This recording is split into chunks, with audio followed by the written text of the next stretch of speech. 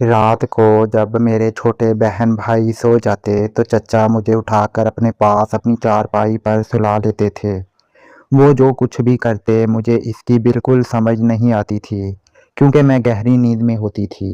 اگر کبھی میری آنکھ کھل بھی جاتی تو وہ مجھے چاکلیٹ، بسکٹ اور پیسے دے کر چپ کرا دیتے اور کہتے کہ یہ بات کسی کو نہ بتانا۔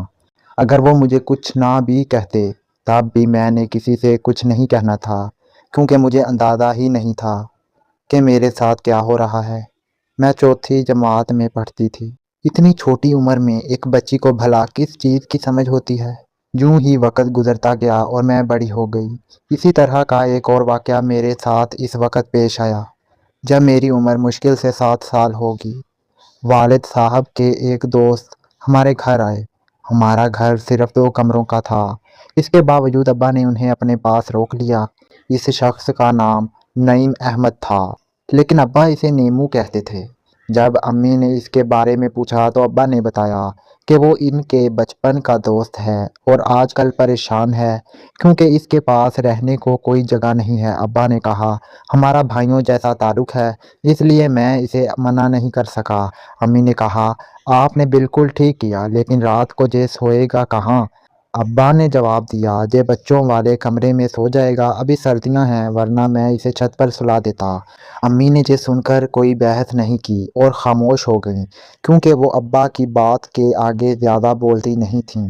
نعیم احمد دن کے وقت ایک بھائی کی دکان پر کام کے لیے چلے جاتے اور شام کو گھر لوٹتے۔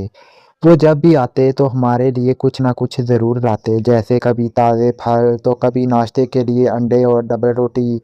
وہ صرف صبح کا ناشتہ ہمارے ساتھ کرتے، جبکہ دوپہر کا کھانا وہیں استاد فاروق کی دکان پر کھاتے، اور رات کا کھانا بھی اکثر باہر سے ہی کھا کر آتے تھے۔ کبھی گھر وہ وقت سے پہلے آ جاتے تو ابا ان سے زبردستی کرتے اور انہیں رات کے کھانے پر ہمارے ساتھ بٹھا لیتے، اس بات پر زور دیتے کہ وہ ان کے سگے بھائیوں جیسے ہیں اور مشکل وقت میں کام آئے ہیں۔ ہم سب بہن بھائی بھی انہیں چچا ہی کہتے تھے۔ پاپا کی آمدنی کافی کم تھی اور گھر کے اخراجات بڑی مشکل سے پورے ہوتے تھے، لیکن نعیم چچا کے آنے سے کافی آسانی ہو گئی تھی۔ جب بھی گھر میں راشن یا رقم کم پڑتی، وہ چپکے سے اپنی جیب سے سامان لے آتے۔ اگر کبھی کچن میں تیل، دالیں یا چاول ختم ہو جاتے تو خبر ملتے ہی وہ فوراً مارکیٹ سے خرید کر لاتے اور پیسے لینے سے صاف انکار کر دیتے تھے۔ ان کا کہنا ہوتا، میں اس گھر کا فرد ہوں تو اتنا تو میرا فرض بنتا ہے کہ میں بھی کچھ مدد کروں۔ وہ امی سے کہتے، اگر آپ مجھے بچوں کا اپنا چچا سمجھیں تو میرے لیے اس سے بڑی خوشی کی بات کیا ہوگی کہ میں آپ کے کسی کام آ سکوں۔ ان باتوں نے امی کا دل جیت لیا۔ وہ اکثر کہتی کہ نعیم واقعی ایک سچے اور ہمدرد انسان ہے۔ اگر ہم نے انہیں رہنے کا سہارا دیا ہے تو وہ بھی ہماری مدد میں کوئی کسر نہیں چھوڑتے۔ امی کا ماننا تھا کہ جو انسان کسی غریب کی پریشانی میں اس کا ساتھ دے وہ برا کیسے ہو سکتا ہے۔ اصل ماجرا یہ تھا کہ نعیم چچا کے اپنے بڑے بھائی کے ساتھ کسی بات پر آن بن ہو گئی تھی، جس کی وجہ سے وہ اپنا بوریا بستر سمیٹ کر ابا کے پاس چلے آئے تھے۔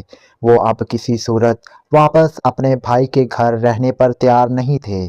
نعیم چچا اپنی روز کی کمائی کا آدھا حصہ ہمارے گھر کے اخراجات میں دینے لگے، جس سے ہمارے گھر کا چولہا پہلے سے بہت بہتر چلنے لگا اور امی ابا کو بھی کافی مالی سہارا مل گیا۔ ہم کل 4 بہن بھائی تھے اور میں سب سے بڑی تھی۔ ان دنوں میں بہت چھوٹی تھی اور نعیم چچا مجھے بہت اچھے لگتے تھے۔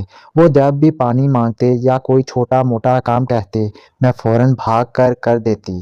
بچوں کو ویسے بھی کھانے پینے کی چیزوں کا لالچ ہوتا ہے اور چچا کی فیاضی کی وجہ سے ہم بچے بہت خوش رہتے تھے۔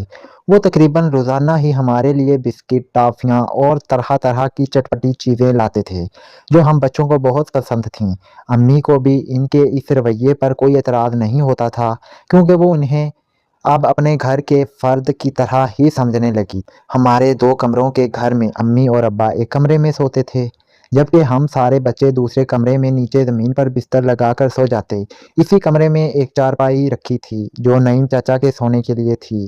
آج اس شخص کو چچا کہتے ہوئے بھی گھن آتی ہے، لیکن میں اپنا یہ سچا قصہ اس لیے بتا رہی ہوں تاکہ وہ والدین جو آنکھیں بند کر کے غیروں پر حد سے زیادہ بھروسہ کر لیتے ہیں وہ میری اس کہانی سے سبق حاصل کر سکیں۔